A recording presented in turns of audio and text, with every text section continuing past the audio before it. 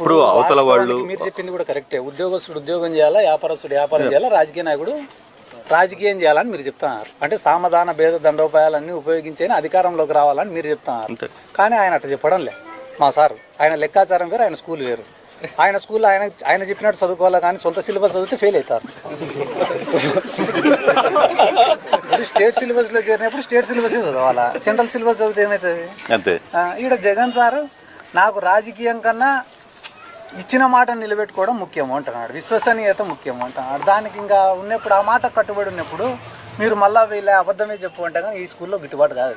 ఆ స్కూల్ మార్చుకోవాల్సిన పరిస్థితి వస్తుంది. స్కూల్ మార్చుకోం మేమేంది మార్చుకునేది? ఆయన ఏజ్ 50 సంవత్సరాలు 51 సంవత్సరాలు. ఇప్పటికే స్ట్రాంగెస్ట్ అపోజిషన్ లీడర్ ఒకసారి ఉన్నాడు, ముఖ్యమంత్రి అయినాడు. దేశంలో ఉండే 30 మందిలో ఒక 29-30 రాష్ట్రాలు ఉంటాయి కానీ ఒక మనిషికి వచ్చే అవకాశము అయినాడు. ఆయన కూడా ఒక స్ట్రాంగెస్ట్ లీడరు. ఇంతమందిని రాజ్యసభ సభ్యుల్ని చేసినాడు, ఇంతమంది ఎంపీలు